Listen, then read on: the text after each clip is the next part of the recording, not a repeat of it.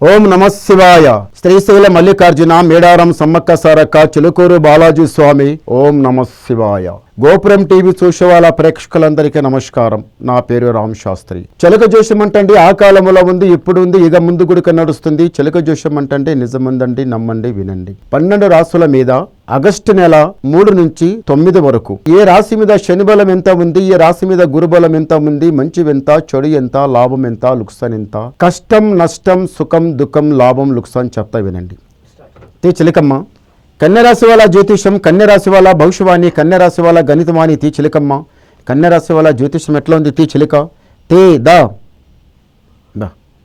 కన్యరాశి వాళ్ళ జ్యోతిష్, కన్యరాశి వాళ్ళ భవిష్యవాణి, కన్యరాశి వాళ్ళ గణితవాణి. వావ్. కన్యరాశి వాళ్ళకి సాక్షితంగా కృష్ణ పరమాత్ముడు చూశారండి.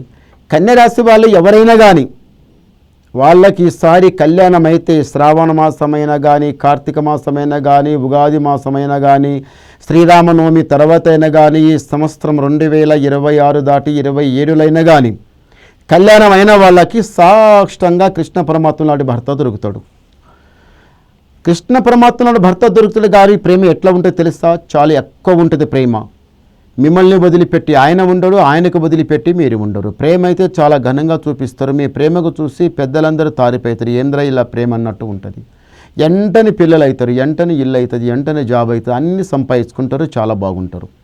కానీ ఇన్ని రోజులు కళ్యాణం కాలే కదా, కళ్యాణ బలం వచ్చింది దూరమైంది, కళ్యాణం వచ్చింది దూరమైంది. ఈ కన్యరాశి వాళ్ళు అనుకునేదంతా స్త్రీ పురుషులని, అమ్మాయి అయినా అబ్బాయి ఎవరైనా కానీ కళ్యాణ సంబంధం వస్తుంది, దగ్గరకు వస్తుంది, దూరం అయిపోతుంది, జరుగుతలేదు కదా, అసలు జరుగుతుందా జరగదా, మళ్ళీ టైం ఉందా ఏమో అనుకుంటున్నారు. కానీ ఈసారి మాత్రం పక్కా ఈసారి కళ్యాణం జరుగుతుంది, తప్పనిసరి జరుగుతుంది. మంచి భర్త దొరుకుతాడు, లేకపోతే మంచి భార్య దొరుకుతుంది, చాలా బాగుంటారు. కానీ ఈ కన్యరాశి వాళ్ళ దగ్గర తెలివి జ్ఞానం చాలా బాగుంది. తెలివి ఉందని ఏం చేస్తారంటే ఏ మాట ఉన్నా తడామని చెప్తారు.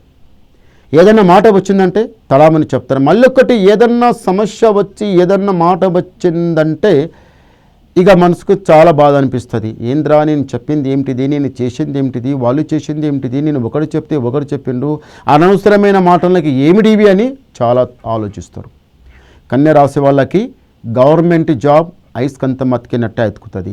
దానికన్నది రెండోది డాక్టర్ చదువు చాలా మంచిగా లభిస్తుంది. డాక్టర్ చదువు చాలా మంచిగా లభిస్తుంది. అందులో మంచి పేరు వస్తుంది. ధనద్రవ్యం అవినీతిలో వెళ్ళకండి, ఇంకా చాలా సంపాదిస్తారు. వద్దు, నీతి నుంచి నడవండి. మీకు భగవంతుడు ఒక్కొక్క మెట్టు దాటిస్తూనే ఉంటాడు. కన్యరాశి వాళ్ళకు ఒక టైం ఉందంటే మాత్రము కన్యరాశి వాళ్ళ దగ్గర చదువు ఉంది, తెలివి ఉంది, జ్ఞానం ఉంది, అంత బాగుంది. కానీ ఏమిటిదంటే మాత్రం చేసే పని సరిగా జరుగుతలేదు, ఆరోగ్యం కూడా సరిగా ఉండడం లేదు. ఆరోగ్యం సరిగా ఉండడం లేదు, చేయిపెట్టిన పని కరెక్ట్ కలిసి రావడం లేదు, మనసు కొంచెం శాంతం ఉండటం లేదు. ఇంటి మీద దృష్టి కన్ను చాలా చెడ్డగా ఎక్కువ. వ్యవసాయంలో అయితే ఇంకా చాలా బాగలేదు. వ్యవసాయం లోపల మీరు మస్తు కష్టపడుతుండ్రు, మస్తు చేస్తుండ్రు, కానీ ఏది చేసిన కూడా అంత బరకత లేకుండా అయిపోతుంది, అంత అరకత లేకుండా అయిపోతుంది. ఏదన్నా చేద్దామంటే ఏదో అనుకుంటే ఏదో జరుగుతుంది, కానీ చేయిపెట్టిన పని మాత్రం కరెక్ట్ జరగటం లేదు. ఎందు గురించి అంటే అన్నిటికన్నా ఇంటి మీద దృష్టి ఉంటే ఏమవుతుందంటే వ్యవసాయం లోపల అస్సలు పంట ముందల పండనియది, ముందల జరగనియది. ఏదో చేస్తే ఏదో అవుతుంటుంది, ఏదో చేస్తే ఏదో ఒకటి అవుతూనే ఉంటుంది, మనసు బాధపడుతూ ఉంటుంది, ఏదో మనసు శాంతం ఉండకుండా అయిపోతుంది. కానీ ఇప్పుడు ఏమీ కాదు, మీకు జయం జరుగుతుంది. ఇంతవరకు ఏదో చేయాలనుకుంటున్నారు, ఏదో జరిగింది, ఇప్పుడు మీకు లాభం అవుతుంది. ఒక్కసారి శ్రీశైల మల్లికార్జున స్వామి దర్శనం చేసుకుని రండి. శ్రీశైల మల్లికార్జున స్వామి దర్శనం చాలా గొప్ప విషయం.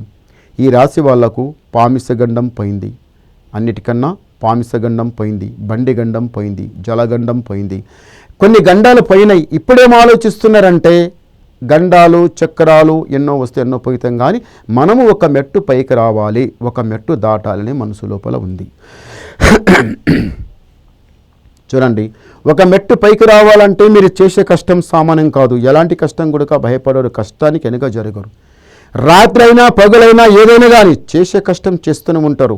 పోనీ రాని చేద్దాం, మనం పై మెట్టు లెక్కాలి, 10 రూపాయలు సంపాదించుకోవాలి, పై మెట్టు లెక్కలు కదమని మీరు చాలా ఆలోచిస్తారు. నిదానం, తొందరవద్దు.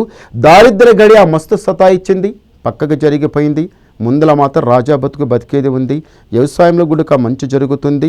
మళ్ళీ ఒకటి ఏముందంటే మాత్రం చేసే పనులు గుడక కొంత లాభం కలుగుతుంది, జయం జరుగుతుంది. కానీ దారిద్ర్య గడియ చాలా చెడ్డగా సతాయిస్తుంది. మనసు శాంతం లేకుండా పోతున్నారు. ఇంటి మీద దృష్టి కన్ను చాలా చెడ్డగా ఉంది. దృష్టి వలన ఇంటి లోపల బరకత లేకుండా పోతుంది, అరకత లేకుండా పోతుంది, మనసు శాంతం లేకుండా పోతుంది. ఇది ఇలా ఉండవద్దు. మీరు ఒకసారి శ్రీశైల మల్లికార్జున స్వామి దర్శనం చేసుకుని రండి. ఒకసారి గవ్వలేద్దాం.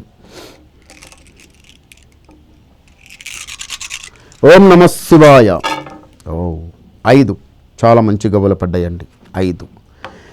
కన్యరాశి వాళ్ళకి ఆదాయం 8, యాయం 11, రాజపూజ ఫలం 3, అవమానం 3. అంటే గురువు 8 ఉన్నాడు, శని 3 ఉన్నది. గురుబలం చాలా బాగున్నది, శని బలం చాలా తక్కువ ఉంది. తొందరపడకండి, నిదానం చేయండి, మంచి జరుగుతుంది, జయం జరుగుతుంది. ఇంకా మీరు ఏమన్నా వినాలనుకుంటే నాకు ఫోన్ ద్వారా మాట్లాడండి, మీ డౌట్ క్లియర్ చేసేస్తా, ఉన్నది మొత్తం చెప్పేస్తా. నమస్కారం.